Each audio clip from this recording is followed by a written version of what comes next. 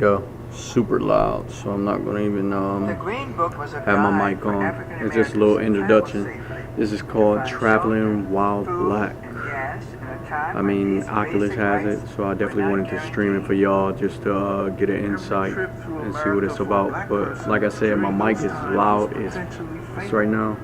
The assumption is at some So time it stopped, and that's not the case. It never stopped. I don't want to. Actually, I'm gonna correct that. And feared, really frightened for black men. I'm just gonna correct that one thing. I wonder, which does it end? Yeah, but that okay. That should be much better for the The volume. Green Book So was a guide for African Americans to travel safely, to find shelter, food, and gas in a time when these basic rights were not guaranteed. Every okay. trip through America for a black person during those times was potentially fatal. Let me The just make assumption is sure that I at get some it time it on. stopped, and that's not the Fix case. that. It never stopped. I Okay, let's get into it, y'all. Let's travel while black. See how it feels to be black while traveling. What? Hold on. Stream standard quality. Download. I'm gonna just stream it.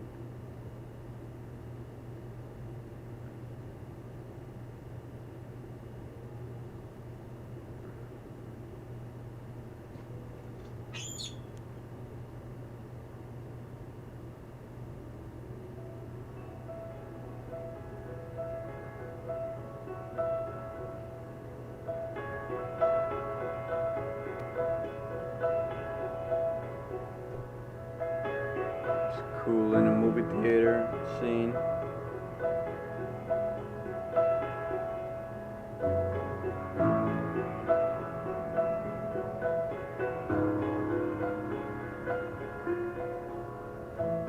Traveling while black.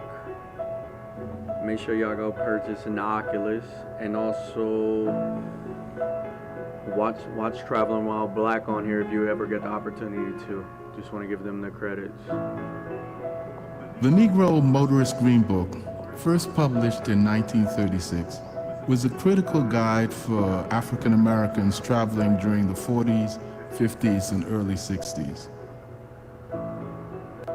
It was created by a Harlem postal worker, Victor Green, and his colleagues who gathered a listing of restaurants, bars, hotels, and private homes that welcome black travelers across the country.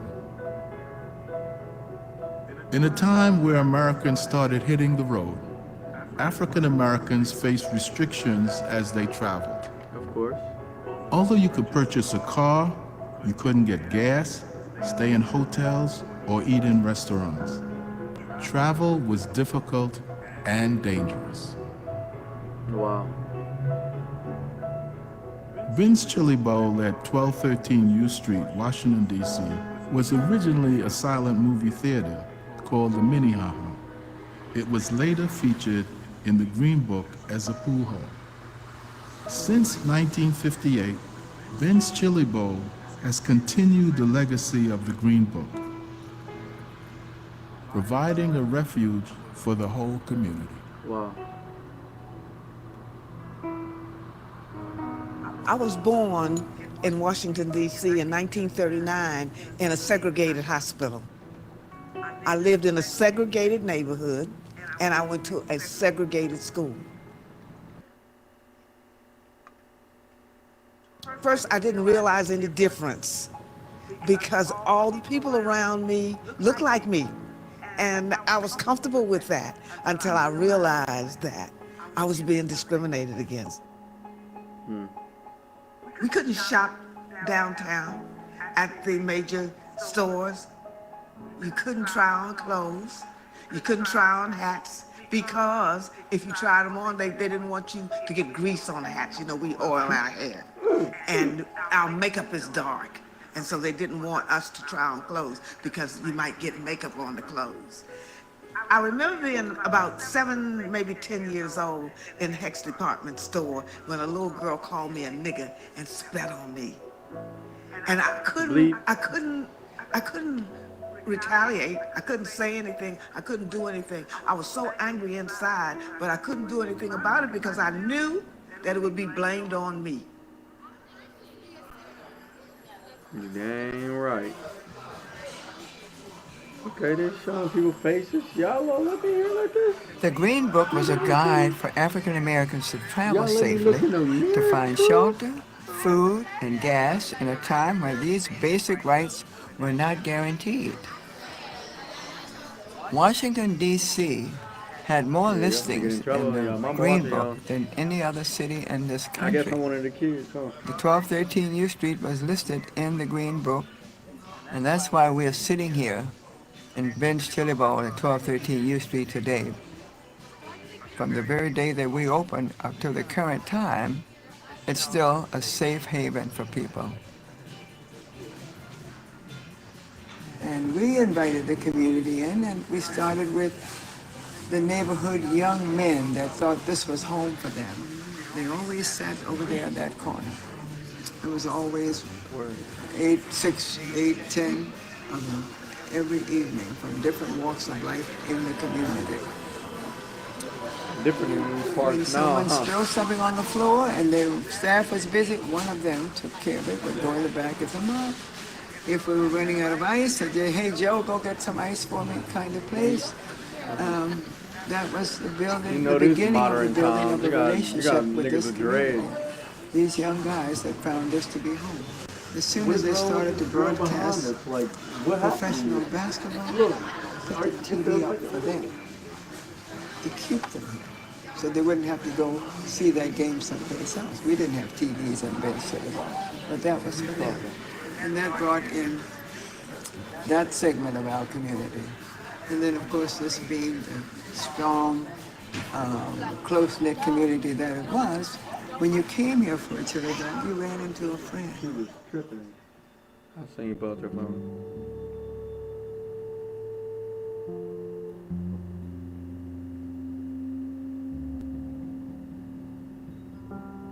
Particularly in the early 50s. When we would leave Washington, D.C.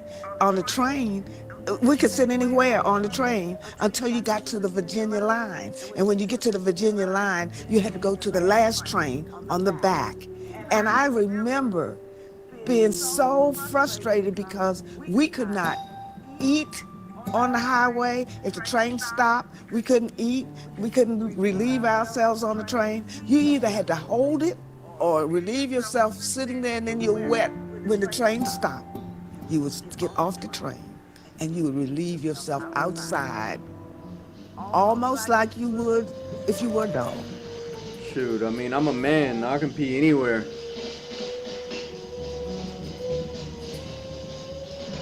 Not to make this a laugh And that's the way, basically, I thought that white people felt about me as a black African American or Negro woman or whatever, nigger woman or whatever, that they felt like I was not human, not a human being, that I was less than a human being. I see people treat their dogs better now.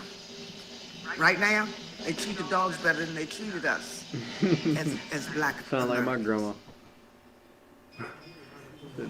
Well, you know, one of the things Dogs that better I than- remember was traveling from Southwest Georgia down to Mississippi.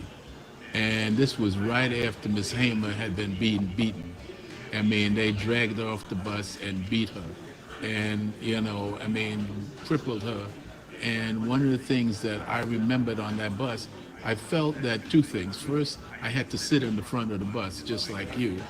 But second, I also was in my head saying, you know, what am I going to do if these people come on the bus and try to treat me like Miss Hamer? And one of the things I was very clear about is that I was not getting off the bus and going to any of these places to try to use the bathroom. I was not going to get off the bus to try to try to get anything to eat. I knew enough to pack a lunch before I got on that bus.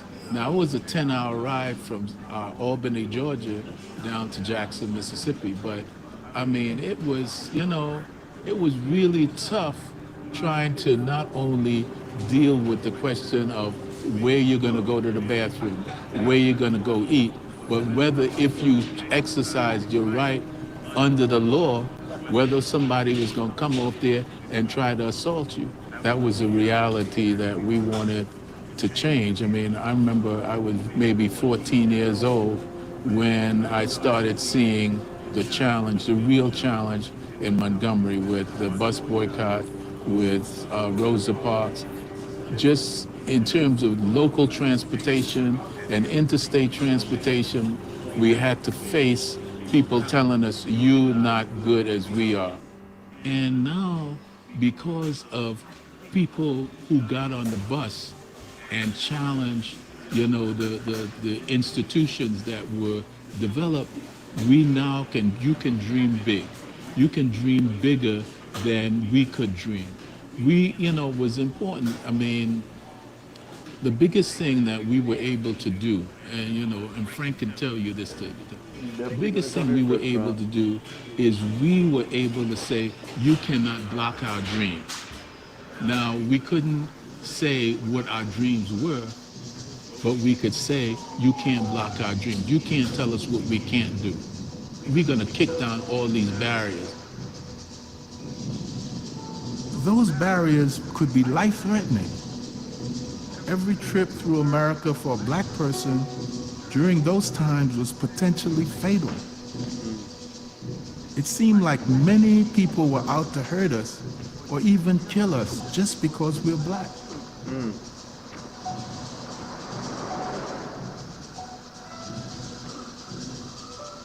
The assumption is at some time it stopped. Out this man. And that's not the case. It never stopped. Never. I got quartered in the That's a continuous thing. But that was that hasn't changed since the beginning of the relationship that exists here between blacks and whites in the United States. It's like a river that keeps flowing, and we don't really see all of it, but at the end of the day, it's something that started back in slavery and continues today.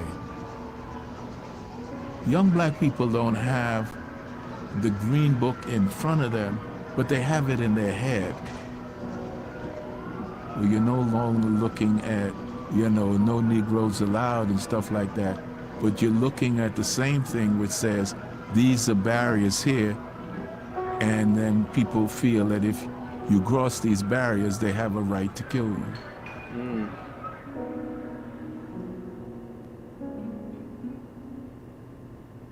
Tamir was such a energetic kid, At 12 years old, he would actually get up in my arms as big as he was and let me hold him and kiss him and squeeze all on him.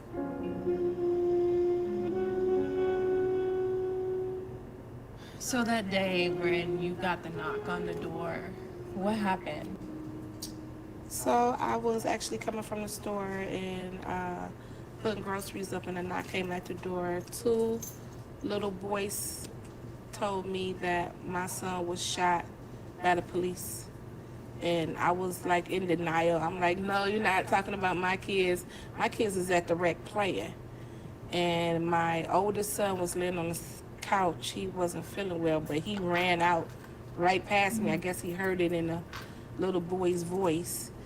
And he ran out before me, and I'm still trying to get my coat and my shoes on, talking about my kids is playing. And surely enough, as I walk across the street around a little track where I could see the kids, my son is laying on the ground with 10 police officers surrounding him, and my daughter is screaming in the back of the police car, and they have my other son surrounded, and they put him in the back of the police car.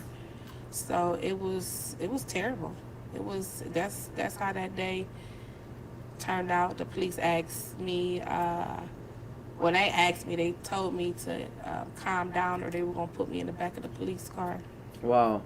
After your kid is shot, that's what they want to say? They also let me ride in the front seat as a passenger. Of the police car? Of the ambulance. Of the ambulance. So I never even got a chance to get back, to close to my son to hold his hand, to kiss him and let him know that it was going to be all right. I don't know what they were doing. So he was in the back of the ambulance and you were in the front. Yeah, I was in the front like a passenger. What kind of service were they giving Tamir at the scene? I don't know because they were surrounding him. They were surrounding him. And I couldn't really see. What were the officers doing? They were just standing there? Well, they were just blocking me, not letting me go towards him and telling me to calm down. And I'm telling them you need to let my kids out the car. They're minors and stuff like that. And like I told them, they gave me an ultimatum to stay at the scene of the crime with the other 2 children or to go with Tamir. I chose to go with Tamir, and I had to leave 2 children at the scene of a crime.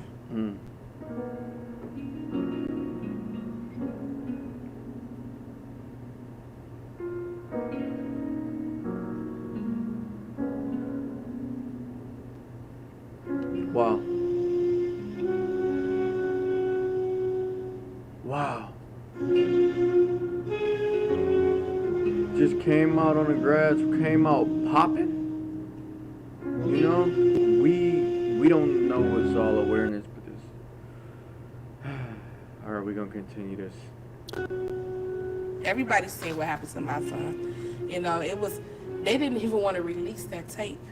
My attorney had to threaten them to release the tape, and after that tape was released, it just went worldwide. What did you see on that tape? Like, what was your reaction to it? My son was scared when they rolled up. He was scared, and he shrugged his shoulders like this. They tried to say he was reaching for his waistband. He wasn't reaching for the. When you roll up fast like that, you scared him. Absolutely. And that's what I see. My son was just scared. like stuck. He was just like, yeah, like what did I do? Right. Yeah, so that's I will never get that vision out of my head. That's devastating. I play it over and over again. Also with the picture of him laying on the gurney, and they would not allow me to touch him because they said he was evidence. So I didn't even get a chance to touch him or none of that. so no kiss goodbye, He was no nothing, evidence no after filler, no you nothing. knew what happened So to your they said he was kid. evidence, so I couldn't Wow. touch him. And I After don't knowing really know that they how that shot them, works. saying no, that's evidence. what ultimately happened to Tamir's body? So I had to get Tamir. Well, I didn't have to. I chose to get him cremated. I don't really think I told anyone that, but I don't want to leave my son in Cleveland when I leave Ohio. So I will be taking him and my mother with me. You know, yeah, I have them in urns in my house.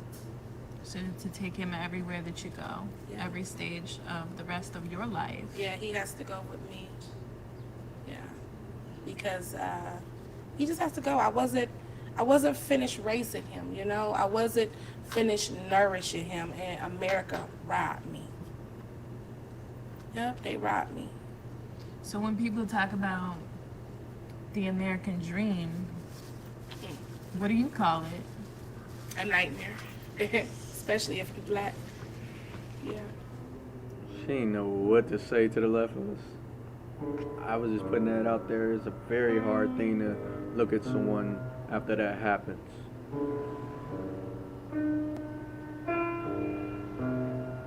Traveling while black means to me that discrimination, segregation is still alive and well. And that even though I don't have to have the green book to guide me to a black person's house, and I can stay in any hotel I want, but just think about the people who have been killed while traveling black. A young man who was involved in the schools in the area where he lived, killed in front of his fiancée and their child, traveling while black. Traveling while black, I'm driving down the highway and the police decide to stop me. Even though I'm an elderly black woman, I could be killed just because I'm black and don't give them the answer that they want. Traveling while black in America is still happening. And I am really frightened for black men traveling while black. I wonder, when does it end? It ends with me. It ends with me right here and right now. I mean, it ends with me. There will be a day, sometime in the near future, when this guy will not have to be published. That's when the race will have equal opportunities and privileges in the United States. I don't want equal opportunities and privileges. I want my own opportunities and privileges. I want my own opportunity. I want my own equal liberties and privileges. I want to be equal with myself now. I don't want equal opportunities. I want it all. Well, thank you for watching my live stream. I got a little emotional there, but you have to understand that this is real. This is not fake. This is happening every day.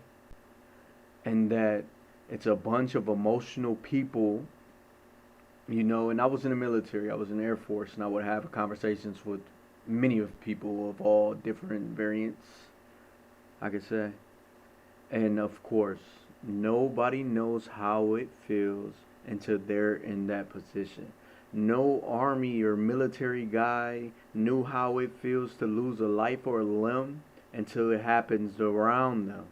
So then when they seen their best friend or their child die in them situations, then they'll understand. And then that's when they're like, oh, I've been treating somebody so horribly for so long, and I just lost somebody so dear to me. You know. So I'm gonna just continue it for a little bit. I'm gonna see the previews.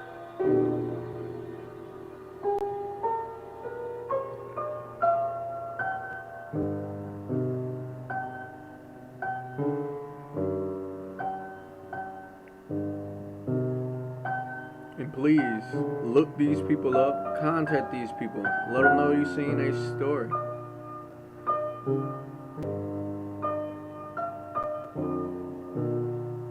Talk about it, spread this. This is what I've done this for. I could have live streamed video games of me shooting zombies. But I chose to do, not only if you're looking at this and this is your first time seeing this and be like, oh yeah, how generic, you're black, so you wanna make something about black. I just did something 2 hours ago that I live streamed that was based on Iraq and refugees of people going through that. So don't play them cards with me. It's about right and wrong. And it's wrong. It's wrong.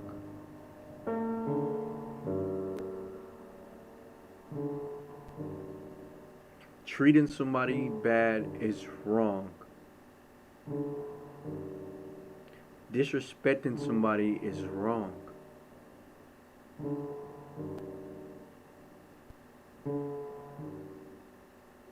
Talking and asking questions ain't wrong. Okay. Traveling while black. I should watch it again. Let's see what this is. Are you able to download 4 gig right? No.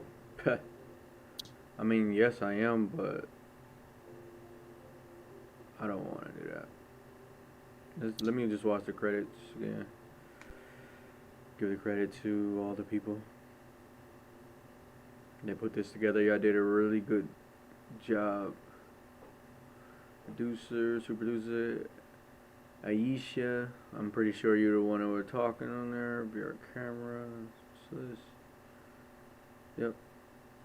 Pretty sure. Our director, buyer. Yeah. Seen it. Yeah. It was a lot of people that put a lot of work into that. Yeah, I did a good job. The lighting was really good. The scene was really good. Oh, you needed security for this? Well, I guess to rob something. Location. Yeah.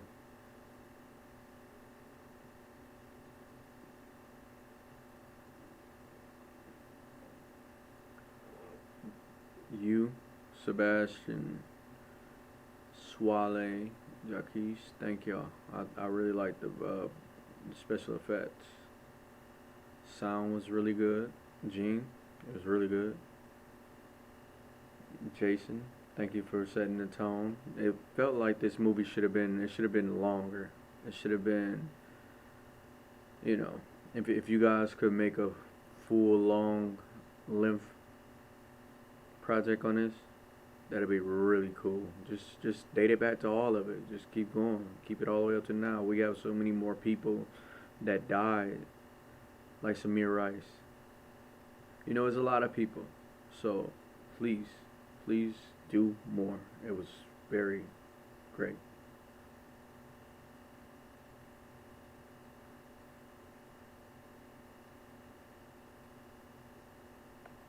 Just check my social media right now.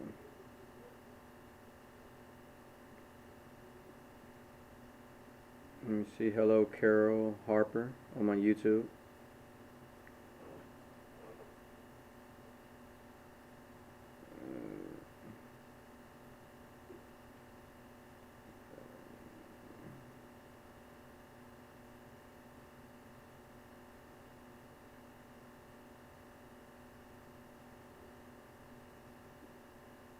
That was pretty entertaining.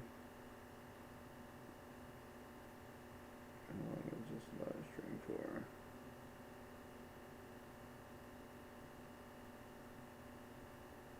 Quick 30 minutes. Okay, it's time for me to get ready for the morning. But I just wanted to do a couple of projects for y'all. Thank y'all for watching. Please support by liking, commenting, subscribing, sending stars on Facebook is a please. That's a great move for me. You can send stars, you can do different things like that. I do have a donation link just to kind of improve this. I want to keep improving and growing with this. And please follow me on Twitch. Everything that you got. If you got Twitch, follow me on Twitch. If you got Facebook, follow me on Facebook. I have 2 pages on Facebook, a main account, but they're all based around the same thing. I have Instagram, which this is live streaming on Instagram too. Let me check that out really quick, which is really cool. Oh, I didn't go in my live. Okay. Yeah, that's pretty cool, man.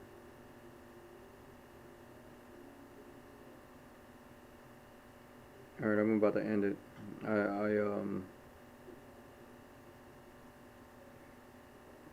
I held it long enough. Alright, good night. See you guys tomorrow. I'll be in the studio in the AM. I have some things to do with the law in the morning. Then I'll have studio. And then I'll try to get back into live streaming more for y'all.